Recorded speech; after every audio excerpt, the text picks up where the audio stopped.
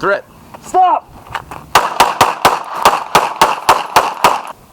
So, if we're drawing this handgun at this kind of range, what we're looking for is separation rounds. So, we draw our pistol, and I use both hands because, you know, it doesn't matter for this like flimsy t-shirt right now, but like if I'm wearing a jacket or like a parka or something like that in the wintertime, I mean, it does get cold here. Right. It's going to take both hands. You don't want to just grip it with one and bind that jacket on that gun, then you're screwed. You have to reset and draw and pull again. So we pull with both hands, shooting hand comes down, pull it out and rotate it. And in this position, we can start plugging rounds into this bad guy, right? Now, they're not super accurate rounds, right? Because we've got a downward angle like this, you know, a midget like this target right here. I mean, probably get kill zone hits from here. But if he's a full-statured human being, you know, we're probably shooting down in the abdomen here. We're looking for separation rounds. We want them off of us. So I can plug from here, and I rotate the gun like this because the slide can reciprocate without being caught by my clothing.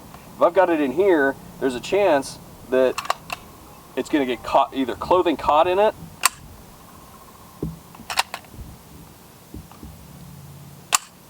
like that. Can't replicate the clothing getting caught in it, but if you got it in here, depending on your build, you know, this, if I got the gun like this, this hits my pec. Right. You know, this is hitting my pec muscle right here. So it could slow the slide down, keep it from reciprocating properly. If I've got it rotated here, I've got rounds going into the target, gun can fully function. My arm's locked back, so the gun's not going to give a whole lot because it's all compressed against my musculature here. And I've got full control. If I need to, I can strike, right? Yep. We're going to have to put that back up. So now that we've reset our target, we've gone ahead and made him a little bit taller. So we draw the pistol out, bring it up to here, start plugging rounds in him, right? Some people will teach to strike. I'm really not into that.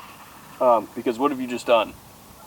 You're trying to put bullets in that guy, right? Yeah, put your hand out in the way. Put your hand out here. Now, are you likely to shoot yourself here? Yeah, maybe not, but the guy's going to be tussling with you. Right. He might be going for that gun. He might be bouncing around in here.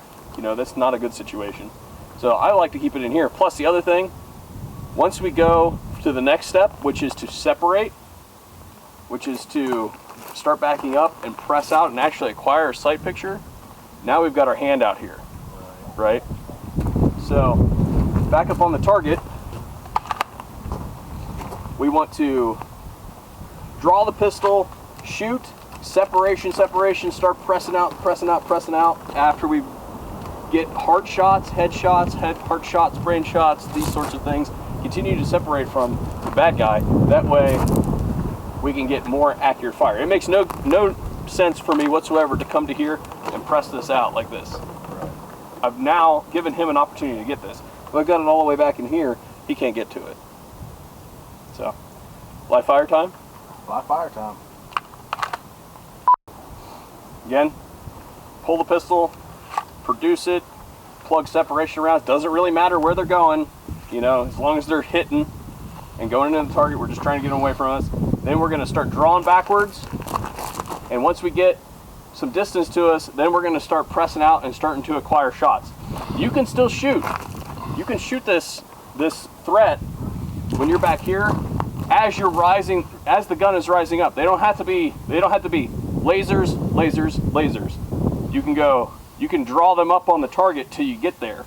You know, the object of this whole exercise is to stop the threat. If a shot here stops the threat, cool, you know? More than most likely, you're going to want to put them in high center chest or brain box, but here we go. Threat. Stop!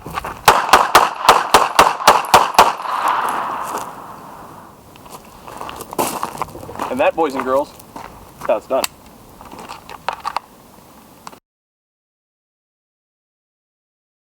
Threat. Stop!